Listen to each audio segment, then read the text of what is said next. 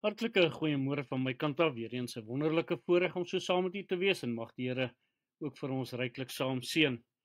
Nou renosterkoeie is nogal baie beskermend, veral as hulle kleintjies by hulle het en hulle gebruik hulle liggaam asook hulle horings om potensiële gevaar dan ook af te weer. Hulle sal altyd naby die kleintjies dan ook bly en hulle sal tussen daardie kleintjies in gevaar hulle self dan ook plaas as daar dan gevaar sou dreig. Hulle sal selfs hulle grond staan teen ander renosters as hulle dan ook bedreig voel om hulle kleintjies dan ook te beskerm.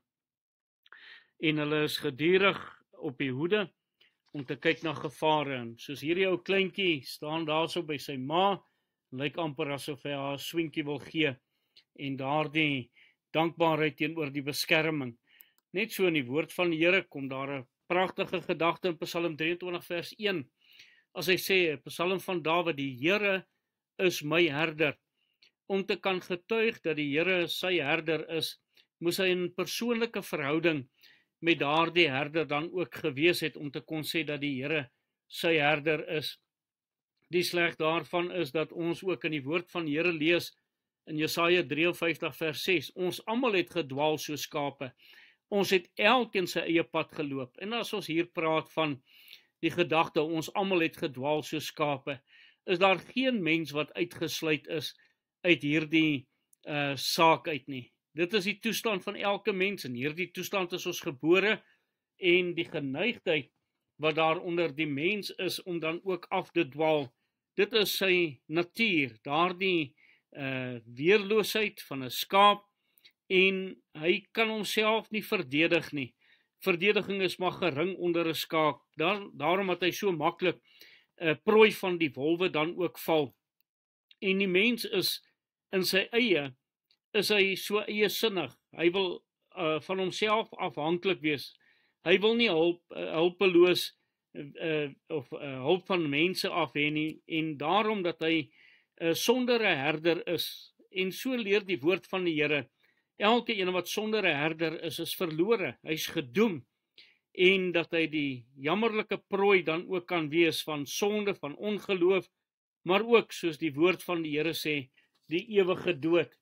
Maar dank die Here ook vir Johannes 10 vers 11, ek is die goeie herder lê sy lewe af vir die skape. So daar is wonderlike voorsiening, en hierdie voorsiening word vir ons baie duidelik in Johannes hoofstuk 10 dan ook uitgewys, dat daar een is wat die skape by hulle naam roep, en dit is die Here Jesus Christus, wat self sê, ek is, in hierdie uitsprake, soos wat ons geleer het in die woord van die Here, waar die Here homself kom openbaar het as die ek is wat ek is, waar hy met Moses dan ook kom praat het in Exodus hoofstuk 3, kom die Here Jesus en hy vergelyk homself met die Vader en hy sê, ek is die goeie herder. Maar hoor wat sê hier die goeie herder, hy sê, hy lê sy lewe af vir die skape, omdat hy die skape lief het, omdat die skape herderloos is, en hulle nie weerstand het, teen die aanslaan nie, daarom het Christus dan ook vir ons hierdie wonderlike voorsiening gemaak, en dit wat Dawid ook van kon getuig het, in Psalm hoofstuk 23 vers 1, deur te sê, die Here is my herder. Maar moet ons ook weet, as ons sê, die Here is my herder, dat dit 'n definitiewe keuse van die mens is, om die Here te kies as sy herder, om homself onder die sorg van daardie goeie herder dan ook te plaas. 'n Mens is nie van nature onder daardie sorg van hierdie herder nie, maar jy moet gewilliglik jouself oorgee, sodat die herder dan ook sy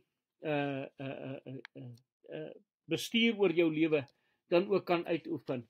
Daarom dat hy ook sê, dat ons 'n wonderlike sekerheid kan hê, soos wat Dawid ook gehad het, deur te sê, die Here is my herder, 'n persoonlike verhouding, 'n persoonlike ontmoeting wat moes plaasvind, en dan ook 'n wonderlike gemeenskap wat met die herder geniet mag word. En vertrou ek dat u so 'n verhouding met die herder het, en dat u ook kan sê vandag, die Here is my herder. Kom ons bid saam.